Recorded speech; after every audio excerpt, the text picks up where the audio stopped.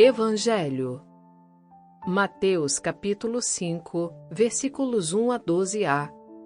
Proclamação do Evangelho de Jesus Cristo, segundo Mateus.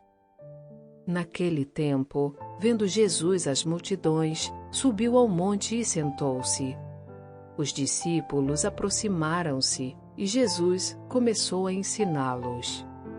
Bem-aventurados os pobres em espírito, porque deles é o reino dos céus. Bem-aventurados os aflitos, porque serão consolados. Bem-aventurados os mansos, porque possuirão a terra. Bem-aventurados os que têm fome e sede de justiça, porque serão saciados.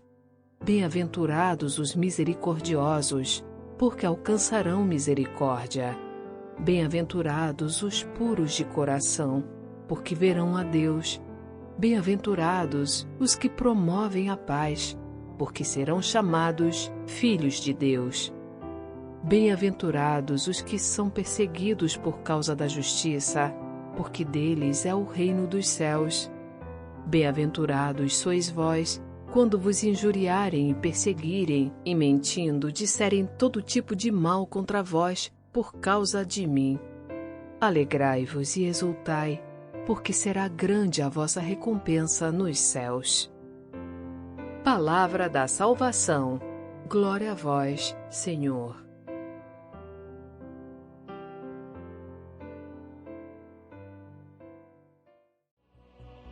No Evangelho de hoje, nós vemos um trecho retirado do evangelista Mateus.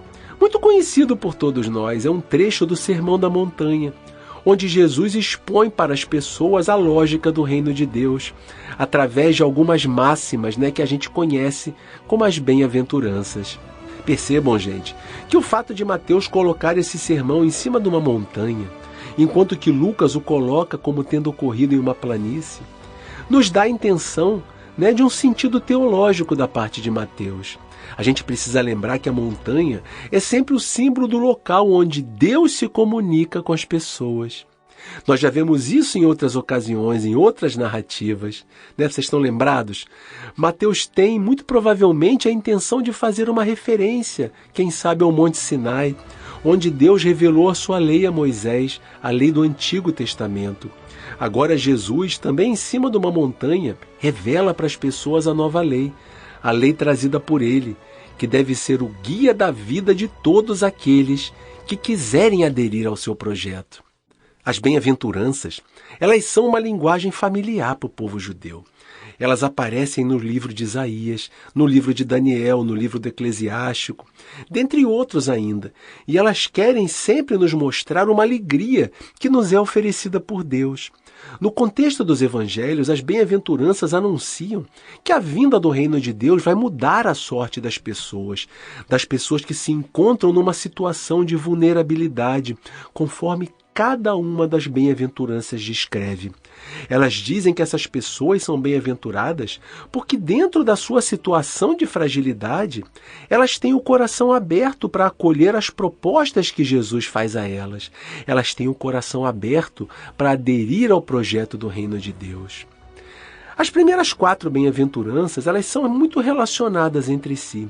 Elas fazem referência às pessoas que se entregam totalmente nas mãos de Deus e que procuram fazer sempre a sua vontade. Por essa razão, elas são bem-aventuradas. Os pobres em espírito são aqueles que têm a capacidade de renunciar aos bens desse mundo e ao seu orgulho, para, através da graça de Deus, se colocarem à disposição do serviço dos seus irmãos. Os mansos, não são aqueles que aceitam tudo, que se conformam com as injustiças, com a violência ao seu redor. Mas são pessoas que não usam a violência como modo de solução dos conflitos, mesmo sendo muitas vezes vítimas deles, vítimas de injustiça e da intolerância do mundo.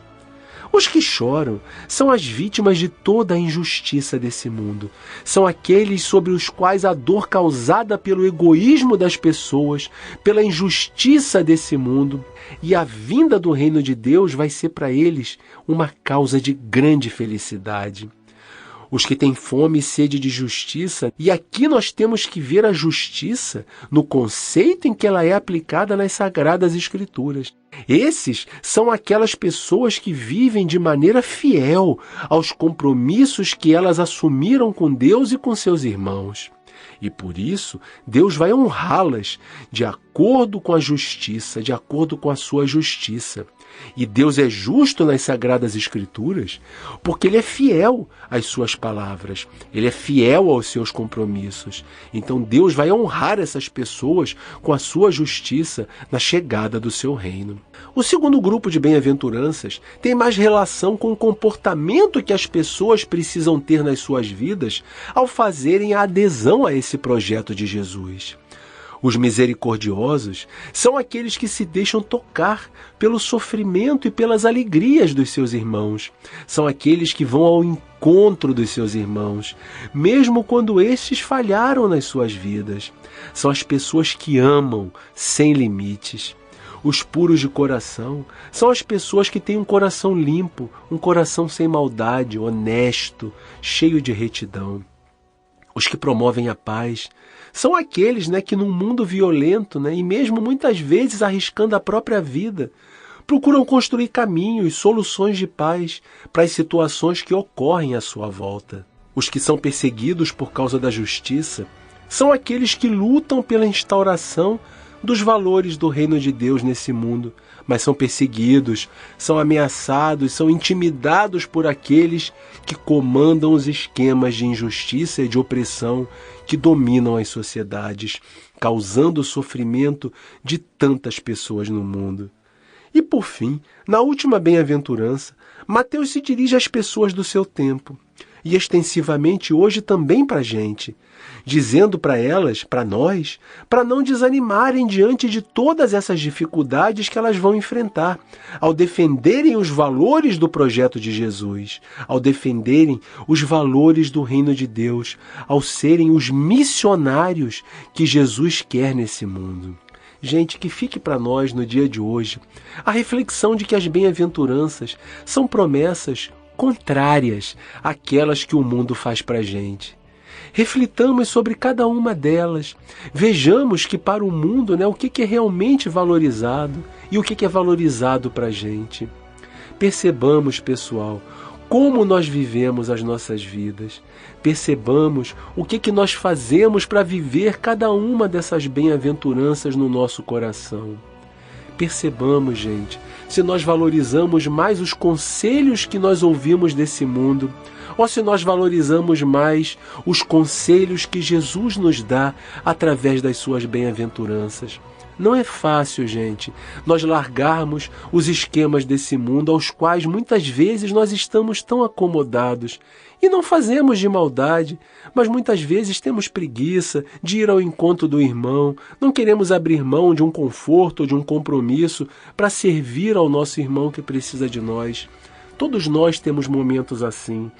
Mas a fé em Jesus, a nossa adesão ao reino de Deus, ela precisa fazer com que nós superemos essas coisas. Peçamos a Deus a força e a determinação de nos levantarmos, de sairmos dos comodismos que nós temos, de abrirmos mão dos valores desse mundo que estão tão enraizados dentro de nós, de tirarmos, de arrancarmos eles do nosso coração e de fazermos brotar a semente do reino de Deus dentro de nós. Vejamos com cuidado se nós nos encaixamos em algumas dessas verdades que estão implícitas nas bem-aventuranças. E se nós não nos encaixamos nelas, peçamos a graça de Deus para que possamos viver cada uma delas nas nossas vidas. Nos esforcemos e caminhemos para isso. Deus nos auxilia, Deus nos estende a mão, Deus nos dá o seu Espírito Santo para que nos fortaleça, para que nos purifique, para que nos capacite a sermos as pessoas que Ele deseja que nós sejamos. Muito obrigado a cada um de vocês, um grande abraço e até o nosso próximo programa. Obrigada, Antônio, obrigado, ouvintes. Tenha uma excelente semana e que Deus abençoe a todos.